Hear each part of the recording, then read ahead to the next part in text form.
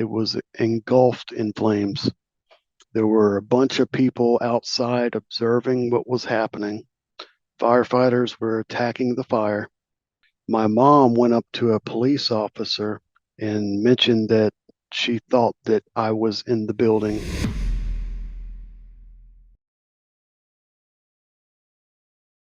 Welcome to another episode today. We have a very special guest on, my friend Lee Lucas. Lee is a surviving burn victim, very dramatic testimony what God's done in his life. He's got a book that he's written. It's called A Struggle Within, the true story of a burn survivor. And just welcome to the show, Lee. Thank you, sir. Yeah. Well, let's just kind of start at the beginning. Tell us a little bit about your upbringing. I was born and raised in Alabama, born into a large family. Uh, one side of my family were missionaries in Africa. The other side of my family worked in church administration in their spare time. And my grandmother actually was the pastor's secretary for multiple years. Um, my grandparents that were missionaries, when they came back to the States, started up some churches in East Alabama. So effectively, I've grown up in a Christian home, a Christian upbringing. In Alabama, where you know, I grew up in a time when you ran around and played outside barefooted. You climbed up trees. If you fell down, you got back up and kept going. You know, was no big deal. Those were the good old days. Oh yes, oh yes. Yeah. So you grew up around church and had a lot of godly influences in your life. When did you come to faith in Christ? I was about 12 when I was baptized. And that was the God that I learned about through church, the God I met through church. When I was burned, I met the God through being burned, I met the same God through being burned. And it really opened up my eyes. Yeah, well, I'm sure that kind of experience would definitely be an eye opener. So tell us a little bit about that. You were just, if I remember correctly, you were just asleep in your apartment. Is that right? That is correct. It was a Saturday evening in mid-October 2005. I was asleep.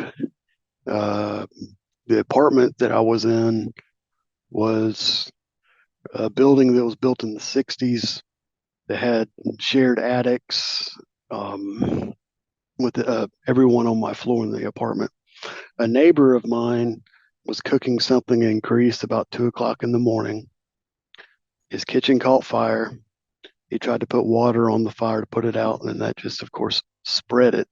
The fire went up to the air ducts, and within about 10 to 15 minutes, the building was in flames. It had an ADT alarm system that called me. I did not answer, and they called my parents, which were my backup. Thankfully, my parents were only about 5 minutes away. When my parents arrived at my building, the scene that's been described to me is that it was engulfed in flames. There were a bunch of people outside observing what was happening. Firefighters were attacking the fire. Police had set up a perimeter. My mom went up to a police officer and mentioned that she thought that I was in the building. The police officer asked to check all the observers to make sure I was not outside. My parents frantically ran around and checked. I was not there. They told the police officer I was not outside. They saw my car in the parking lot where I had regularly parked, and the firemen came in and effectively rescued me. Hmm. The fireman said the place where I was found in my unit was the safest and the place with the greatest chance for survival. I was lying under the threshold between my bedroom and a hallway in about 4 inches of water. And they said the water, helped oxygenate my body, and the threshold created a sound structure as so not much debris would fall on me. Uh, Firemen picked me up. Two of them did. Ferried me out to the outside. My unit was on the second floor. They got me onto the ladder, down the ladder, handed me, effectively put me in an ambulance, then took off for the burn unit or for the hospital. Um, from what I've been told, I was immediately intubated while in the ambulance. A hose was shoved down my mouth to give me air.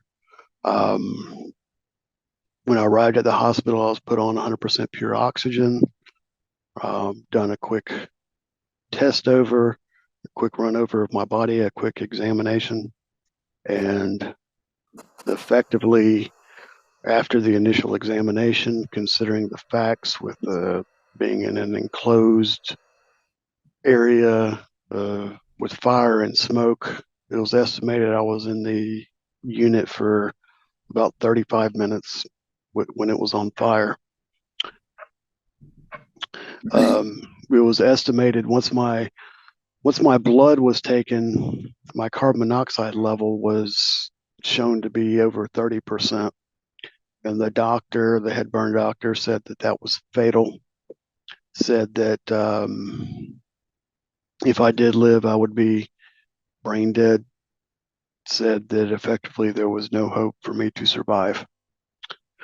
My parents, being Christian and being raised in Christian homes themselves, effectively told the doctor, you know, we believe in God. Mm, It's not over. yeah. And from what I've been told, the doctor gave my gave my mom a very strange look. After the initial 72-hour period had passed, where the determination if any brain damage would be permanent or not, I had a CAT scan, and it came back completely negative. We have several friends through our church who are medical doctors, and they said that you know that sort of carbon dioxide poisoning is called an anoxic brain injury, and it is irreversible.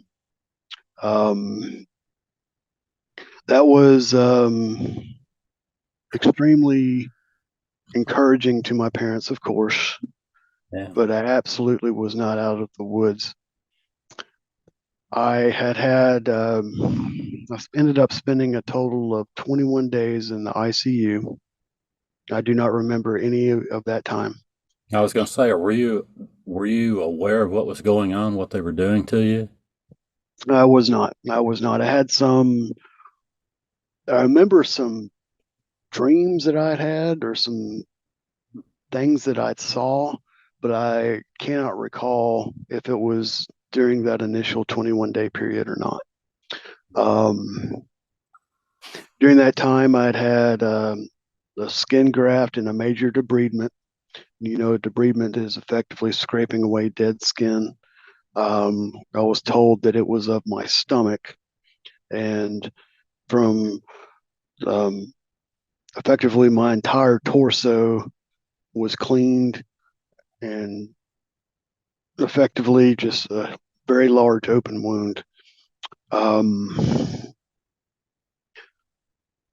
After the 21 days had passed, I was brought out of the medically induced coma and moved to the step down trauma burn nursing unit, where I was allowed to have, someone stay in the room with me. I had been given effectively a cocktail of medication that had caused me to start to hallucinate, to see things that weren't real, to feel things that weren't real, which is common in the burn unit as well as other trauma patients, from what I understand. Um, that was really, really scary for me as well as the people who stayed with me. For instance, on one occasion, um, I just started, I just started shaking uncontrollably. I could not stop. I could not calm down. My sister-in-law laid her body over my bed to keep me in the bed because she thought that I would effectively flail out of it. There was another time when my right arm would effectively had to be up here. People would lower it and it would automatically raise. There was a fear that there was some sort of catatonic issue with what had happened to me. Um,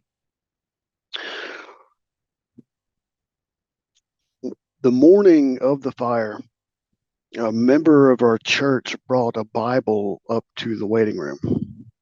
The Bible was brought to the waiting room to effectively for my parents to have, because it was absolutely assumed based on all the evidence and all the medical history of things that I was going to be deceased. Yeah. People in the waiting room had underlined portions of that Bible, underlined passages of encouragement, um, all kinds of things effectively for my parents to help them deal with the onslaught of what appeared to be coming. And of course, when I made it past the 72-hour period, when I made it past the TBICU time, was in the TBNU, that Bible was put into my room. When I started to get a little bit of clarity of what was going on, I could look around, knew I was in the hospital. Um, I looked over my bedside and I saw that Bible and I picked it up and I started just thumbing through it. Several passages poked out to me, but the one that stuck, John chapter 9, verse 3, neither this man nor his parents sinned, said Jesus, but this happened so that the work of the Lord might be displayed in his life. Hmm. And that verse really hit me. You know, a trauma patient not only experiences the physical ailments, but also experiences the mental and emotional trauma. So once the wounds heal, oftentimes they're plagued by effectively, knowledge of what they've gone through, knowledge of, the life that you were on, the path you were on has changed permanently. What you wanted to do with your life. I mean, there's a major stopping point that you've got to get over. And that is damning to some people.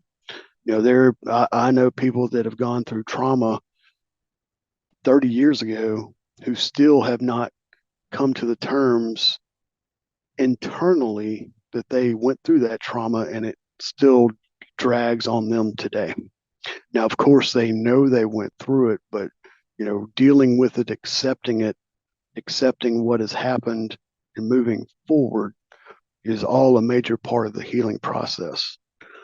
I read that verse, John chapter 9, verse 3, neither this man nor his parents sinned, said Jesus, but this was done so that the work of the Lord might be displayed in his life, spoke to me as I'm on a new path. You know, it's not necessarily what I wanted, what I had planned, but it's how I'm going to make it out of here. It's how I'm going to move forward.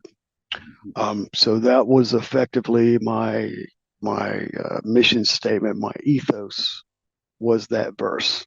Was all that I do from here is so that the work of the Lord can be displayed in my life. I was still having hallucinations, still having very strange dreams. I remember one time my brother was in the room with me and he walked past the foot of my bed and it literally felt like someone hit my right foot. It twitched, went haywire, and I yelled at him for hitting my foot. And obviously he didn't. And I felt really bad because he was there visiting me and I was yelling at him. Um, so my grandparents being missionaries, growing up in the church, had missionary friends all over the world. So when this happened, a call was put out, an email was put out to have all of them pray for me. Sure. So there were literally people praying for me effectively almost all over the world. Um, and this dream, this vivid dream that sticks with me even to this day. I was on a boat. I was paddling in the Pacific Ocean. I knew that I had to get from Peru to Australia for some reason, and I was in a dangerous ocean, a really active ocean. I was going up and down the sea swells, just paddling and struggling to make it. And I woke up and I was talking about the dream. The head burned nurse it, on the floor was actually a friend of our family's for years. I was telling him about the dream that I'd been to Australia and telling him about it. However, I was still outside of my mind when I was telling him about it. I was talking about it as if I was doing it. He brought me back to reality. He said, "You are not in a boat traveling from Peru to Australia. You are not struggling through the massive swells of the Pacific Ocean. You are in the hospital. You are struggling as a burn survivor. You are making it. You are paddling. It's tiring, but if you keep on, you will make it." And that, of course, snapped me out of my hallucination, my my out of touchness of reality. Another dream I had, I was in, everything was black and white. I was in a gorge. There were many boulders in the gorge. There was a river. There was a pier that was level, the same level as the river. I distinctively remember that. There were all these boulders on the area I was. All of a sudden, in the distance, I see floating towards the pier a vessel, and on it was a bright, glowing light form. Hmm. I, of course, was scared. I went and hid behind one of the boulders. The, the life form got on the pier, sit there and waited. I was hiding behind the boulder, fearful. I took a peek, and it was what I understood to be Jesus. The life form or Jesus got back on its vessel and floated away. I felt horrible. I felt like I had denied the Lord. So I ran back to the pier as it was floating away. It floated out of sight. Something else began to float towards me at the moment it went out of sight. Again, I was fearful. Again, I was scared. I went and I hid behind another boulder, a separate boulder. Mhm. Same thing happened. The life form made it to the pier, and it was my understanding of Jesus. Hmm. And it got back on its vessel and floated off again. And again, I ran out of the pier thinking that I had just damned myself to hell. When I woke up from that, that was extremely eye opening. I'm not a psychologist, but you know, was that something saying, you know, it's time for you to come with, you want to come with me or not? And if you stay, you got to deal with the world. You got to deal with these boulders. You got to deal with these things that are blocking your view of me, your understanding of me. Or do you come with me? You know, I don't know what it meant. Um, all I know is that, how I'm choosing to see it is that way. That a dream actually was one of the first things I remember in the hospital. During this time frame, Lee, were you in just like extreme pain? Were you taking medication for the pain to cope with it? And when you had awareness, was I've talked to burn victims before, and they were just like it was like torture. Oh yes, oh yes. There was constant pain. Even just lying in the bed was painful. Breathing was painful. If air was blown on you, there was an extra sensation of pain. Moving, twitching was horrible. Um, yes, yes. The pain. Of course, I was given heavy doses of pain medication. In fact, it was determined that the pain medication plus a another drug I was given, the mixture of it was what was leading these hallucinations that I was having.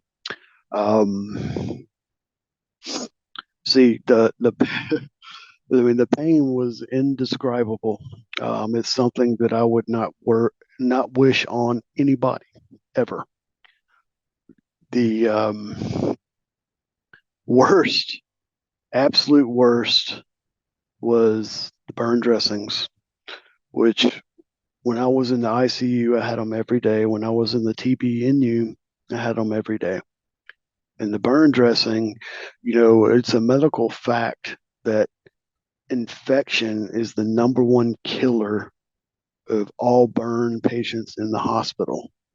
So to combat that, patients have to have their wounds cleaned, their dressings changed frequently. There's a team dedicated to this on the burn unit. It's called the burn dressing change team. And I remember every time I saw them, I got anxious and extremely fearful. A way to describe it would be if you had an open wound on a part of your body that was painful, and you wrapped a piece of duct tape over that wound and then ripped it off. That's what it felt like when my bandages were being removed. I was then washed with a combination of bar dial soap and warm water and bandaged back up. Sometimes these dressing changes would take an hour or longer. I had the little plunger thing to press to administer pain medicine that would give me a fresh shot every 15 minutes. However, I constantly pressed it like every 2 seconds. I told the dressing team that it helped ease my mind. Um, but yes, yes, there was never enough medication to completely take the pain away. Um, How were you burned at on your body? I was initially burned 35% of my body, second, third, and fourth degree burns. Fourth degree burn is down to the bone. I ended up having 9 skin graft surgeries. The donor skin for the skin graft, when a skin graft is performed, the doctor takes a machine called an exciser and shaves off a piece of skin from a good patch of skin on the burn patient. If there's not enough skin on the burn patient, typically it's done from a cadaver or even pig skin. These days, they can actually grow skin in the lab by taking a few of your DNA cells. It takes a few weeks, but So donor skin from my grafts were taken from my body. A donor site creates a second degree burn after the doctor takes the skin off. After my 9 skin grafts, I was burned. I had a total of 65% open wound on my body. And that was everywhere from my arms, my chest, my back, my bottom, my legs. Um, it seemed like any and every place that had a patch of skin, the doctor wanted to take it from there. Did you ever feel like in this process that you just like, I give up? Yes, yes, but once again, being from Alabama, as you from Texas, we both have hard headedness in our heritage. So yes, there were some times when you know, I mean, I absolutely hated it. I never really wanted my life to end. I never really wanted to. I was never didn't have any suicidal tendencies, which is frequent a lot with trauma patients. Um, However, there were times when I just didn't want to do anything. I just wanted to lay there and feel sorry about myself, which is I hate putting it like that. That's a harsh way to put it, but you know, effectively, the key to dealing with trauma is constantly moving. You either have to be constantly moving forward, sometimes even constantly moving backwards, but constantly moving, both physically and in your mind. Um, Staying still, what that does is that creates a time for your mental capacity to wander, which brings in negative thoughts, connotations on things that, effectively do nothing but harm. Um,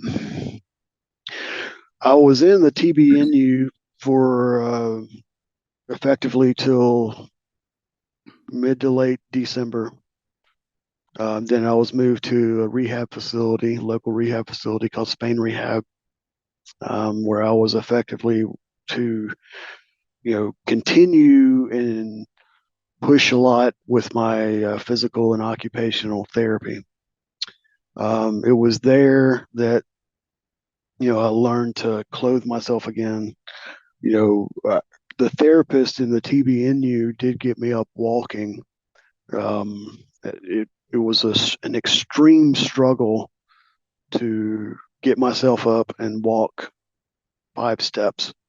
Um, in the I'm sorry, in Spain rehab, learned to clothe myself, learned to use the bathroom by myself, learn to, you know, get up, get out of bed, learn to, relearn to effectively do any and everything that 99.9% of people today take for granted.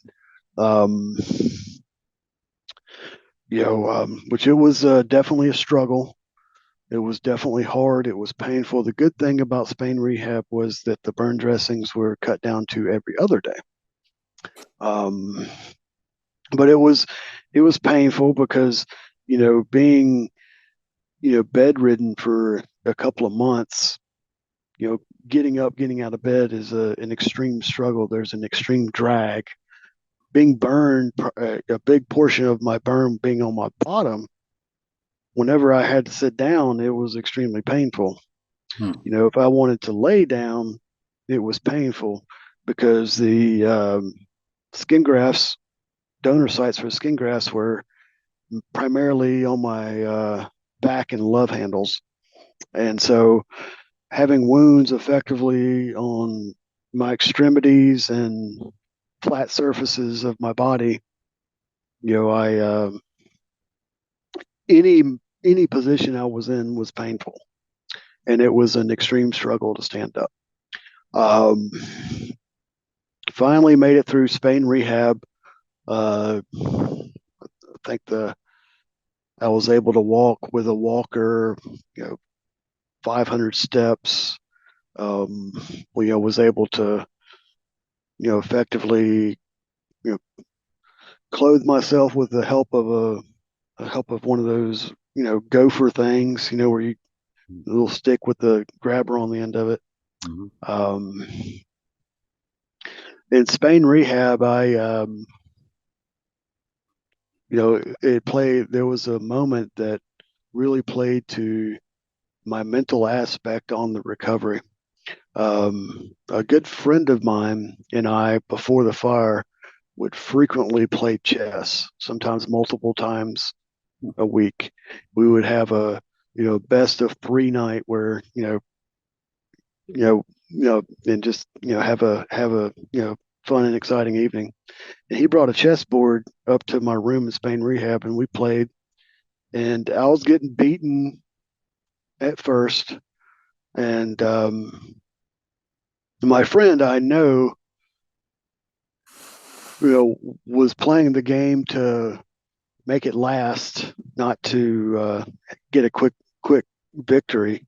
And Sure. so he started backing up his pieces to effectively fortify his position. And I capitalized on it and was able to knock out a few pieces and a few more, and eventually I won. I did ask him on a later date if he let me win on purpose, and he said no. Um, but that that game, that moment, did so much for my mental aspect of recovery, that it was extremely eye opening. Yeah, Um, it probably was really therapeutic just to have your mind engaged in something rather than concentrating on the burns and the pain and, you know. oh yes, absolutely, absolutely. And I had asked on a previous day, because in Spain rehab they had all kinds of games to play, and I asked if they had a chessboard, and they said no. So after the game, I took that chessboard and donated it to Spain rehab.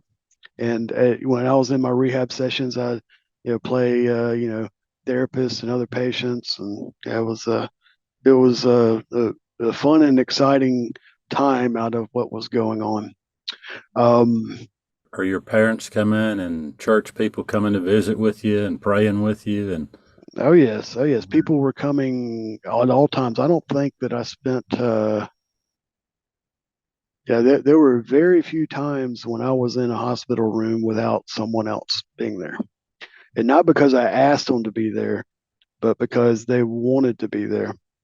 Um, yes, there's one thing that my situation was extremely blessed with, was just the amount of support that me and my family had, which that's something that a lot of burn and trauma patients these days do not have, especially since COVID with the restrictions in the hospital. Um, while in the hospital, I was visited by a member of the UAB burn survivor group. This guy was burned on a majority of his body, um, head, like complete burn scar on his head. Had an amazing sense of humor and a great character.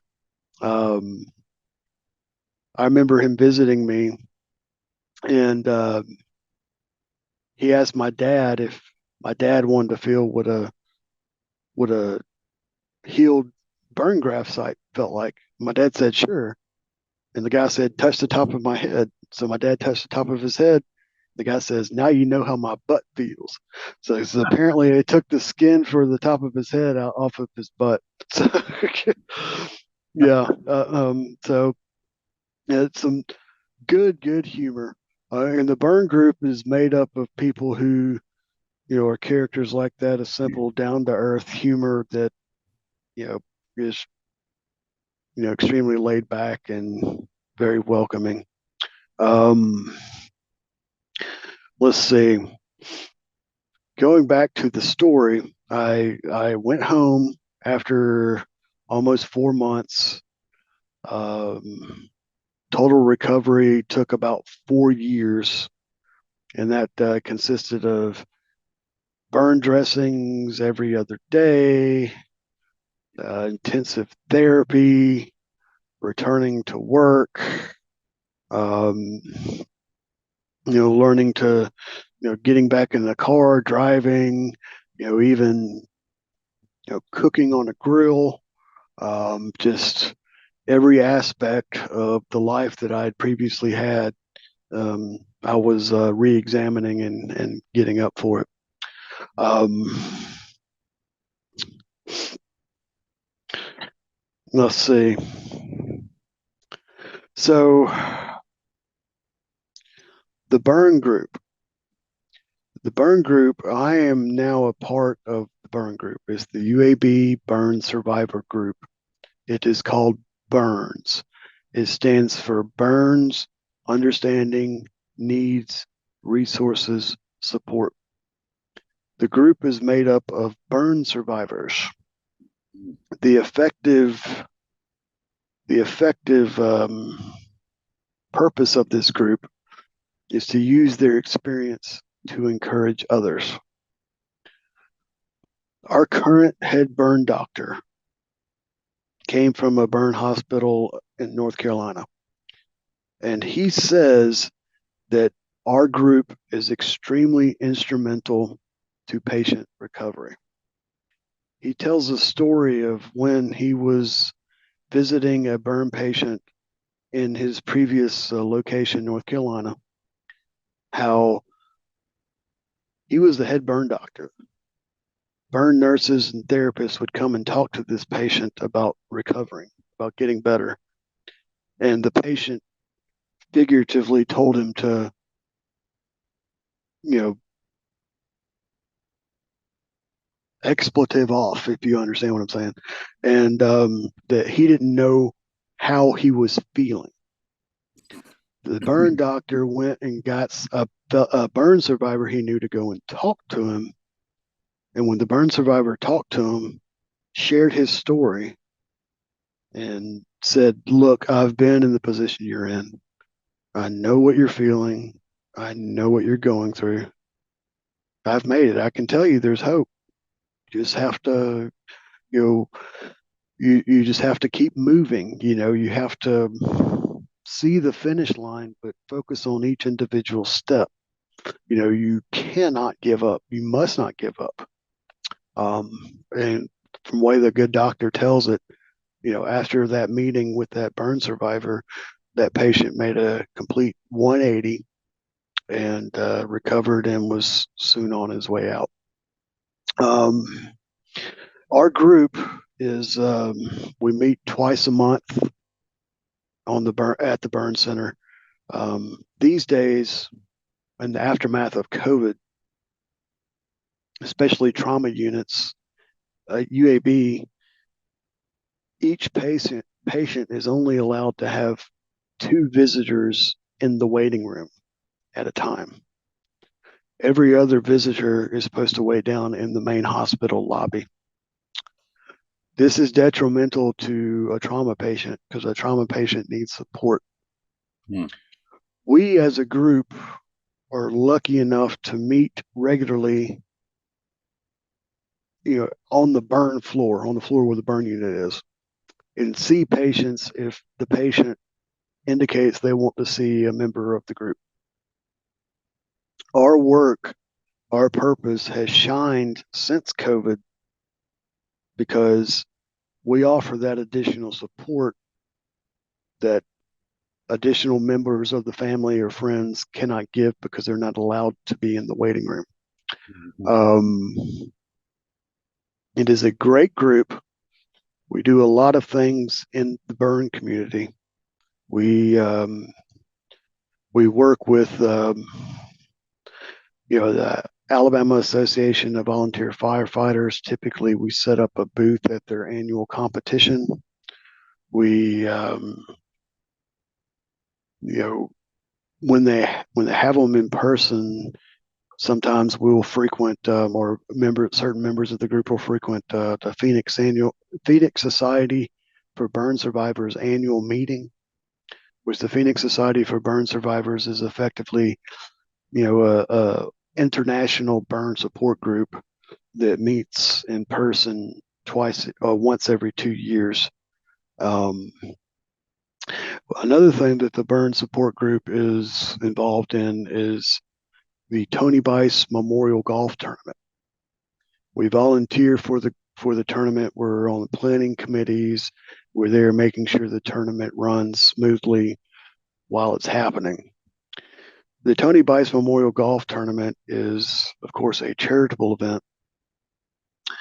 All proceeds raised from this tournament benefit Children's of Alabama Burn Center, University of South Alabama Burn Center, and UAB Burn Center. It benefits support groups like ours, as well as support groups at those other locales. Um, Effectively, the years I've been involved with the tournament, the funds raised have been split equally between each group. Um, it's typically held on a Monday in May, and goes all day, and is extremely exciting and fulfilling, and a very great cause. It's hosted by the Alabama Fire Sprinkler Association. The burn group b.u.r.n.s plays a big part in it, a big role, because we directly benefit from the support group. What led to the writing of the book? The writing of the book. The writing of the book was another therapeutic aspect for me. When I was in the hospital, my parents were encouraged to keep a journal. A journal was kept effectively from the first few days I was in the hospital until I was completely recovered after 4 years. I also had just been typing up things, just pages of stuff that I was feeling, just to kind of get it out on paper. I wasn't sharing it with anybody, but just to get it out of me. Um, Effectively, after I was recovered, I took all this information, and I was looking at it, I was reading through it, and I was like, this would make a great book. You know, this would be a good way to share my entire story. So I went through everything. I went through the journal, through my writings, and I composed effectively a timeline of things with the journal. Um, I had people who, were there, when the fire happened, friends of the family, friends of mine, write up what they remembered, and effectively included that in the book.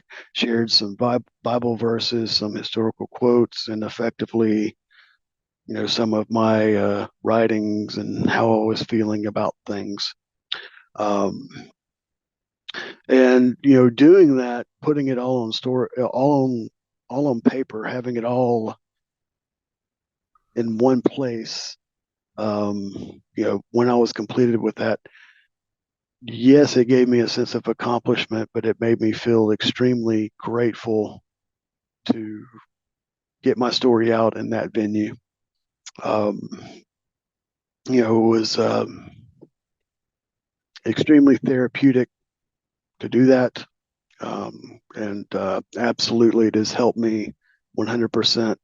You know, as I was talking about earlier, dealing with the mental trauma, the emotional trauma of what has happened, that aspect, writing the book extremely helped and helped conquer that for me. How long did it take you to put the book together from start to finish? The- Total about 8 years. wow. So what I would do is I would work on it, work on it, work on it, and then put it down and not come back to it sometimes for a week, sometimes a month, sometimes a couple of months later. And then something would happen, or I would think of something and I'd go back and revisit it. It was 2014 or 2015, I think. I actually, you know, fractured, fractured an ankle and I effectively had to sit in a chair for 9 weeks with my foot raised above my head. And so what I did is I took all those papers when I was at that time, instead of just sitting there, I took all those papers and started to put the book all in one, one location, one thing, and one thing led to another, and the book got published. Well, that's great. I know it's helping a lot of people. Yeah, okay. And that's I wrote the book to encourage others, to effectively do what we do on the burn group. Say, look, I might not have gone through exactly what you've been through, but I've been through trauma, and you know, this is what did it for me. This is my story. You can make it. You can have hope. You just have to keep moving. You have to, another reason, another good thing about the book um, is that it kept my mind occupied. Because I don't know, any horrible experience you have, when your mind isn't occupied, when your mind's there and you're able to think, you're able to wonder, that's when it's worse because it hits you. It gets you, feeling bad, negative connotations about what's happened. And when you're going through that trauma, that's not what you need. Um, when you're in a process of your wounds, physical wounds are healed, but your mental and emotional wounds are still open. You need best thing to do is to find something to occupy your mind, because if your mind's allowed to wonder, if your mind is allowed to fester on what's happened, it'll raise doubt and potentially make it worse. How has this process affected your faith? Say from the time you were just innocent. You're in your apartment, kind of like Job. Job had done no wrong, and then all of the tragedy that struck him all at once. You're just in your apartment, asleep, and you're going through all this. How has this affected your faith and your relationship with God? Well, my personal relationship with the Lord Jesus Christ is effectively, effectively, you know, one of a kind, as each individual's relationship with the Lord is. It My personal faith has strengthened greatly since then. My understanding of the Lord um, has simplified, really. You know, there seems to be in some circles a desire to push or complicate, you know, things about the Lord to, over what's the word I'm thinking of, to put overbearing implications on things. Um, what this what this experience brought to me was effectively this. If you look at it, if you look at the base, the brass tacks, the focus, the fundamentals of Christianity, it is this. One, Jesus is Lord and Savior, period. Do all things for him, period.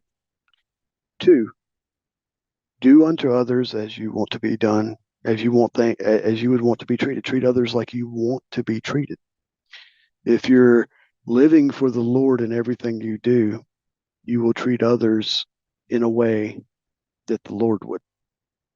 And three, tell your story. You know, talk about it in your words and or your actions. You know, each Christian has a story. Each believer in Jesus Christ has their story of coming to faith.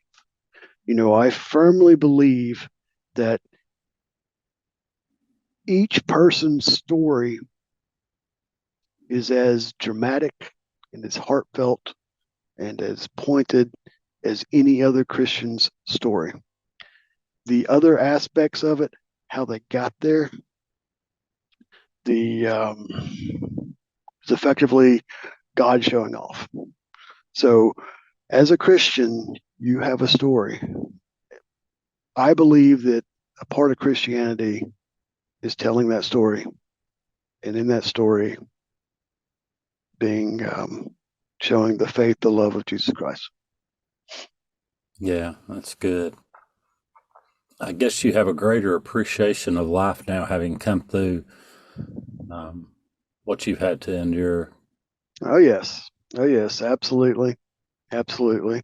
Um, my wife, my wife shakes her head every time I do it. Even though I'm a burn survivor, I love cooking. So, yeah, I'm constantly outside on the grill or on the stove, just cooking away. You know, if something's in the oven, you know, I, I'll do it sparingly, but I have no reserve of sticking my hand in the oven without an oven mitt to pull it out. So, it's I jokingly tell my wife is like, look, I'm a burn survivor. It's okay. So, um, but yes, extreme gratefulness for what we have here. Um, you know, um, the medical facility at UAB, um, is a level one trauma unit. Um, there are other places in the world that do not have those types of facilities. Other places in this country that do not have those types of facilities. So, I'm extremely thankful that one for all the medical technology, the doctors and the nurses, the firemen who rescued me, the paramedics, even the police officers who held the perimeter around the fire. I'm extremely thankful, to my parents, to my family and friends, to people who were not Christian, but who said that they did see God in what happened to me. Um, you know, I'm just extremely grateful to be able to breathe, for my heart to be beating, to Amen. be able to sit here and have this conversation with you. Everyone I've talked to, and myself included, uh, when you go through something like this, a near-death experience, you're marked by it. The things you take for granted. I was in the hospital for 30 days with COVID pneumonia, and I could not pick up a fork, Mm-hmm. food in my mouth. I was so weak. My wife had to feed me, and sometimes I pick up a fork, and the memories come flooding back, and just out of nowhere, it just hits you. Your thoughts come at you, and it touches your heart, and it gives you a sense of gratefulness that uh, just to be alive and to be breathing and to be with your wife and family, and it's a special. I don't know that I had that appreciation before I went through the experience I did. Mm-hmm. Mm-hmm. Um, yes, absolutely. Absolutely. And, you don't want to wish it on anybody, but you almost want to say that, hey, there's a lot of people that need to go through something like that to get that appreciation.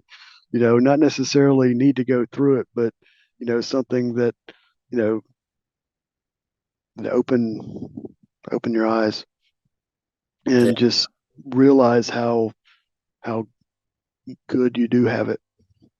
I found a key to dealing with trauma, to keep your mind occupied, keep moving. There can be negative, there can be positive thoughts, but keep moving. You've got to find a way to mold those negative and positive thoughts into something that helps you progress, something that helps you keep going, whether that's talking to somebody, whether that's writing it down, whether it's painting, whether it's, you know, doing handiwork, whatever helps you in your mind deal with what you're going through, do it. That's what you need to focus on to get over it. These days, there are support groups for almost any possible trauma. I highly suggest reaching out to someone because the people in the support groups, they're there to support. So they would happily discuss and help you any way that they possibly could. I know that oftentimes it's difficult when going through that trauma to reach out. It's difficult to make yourself known.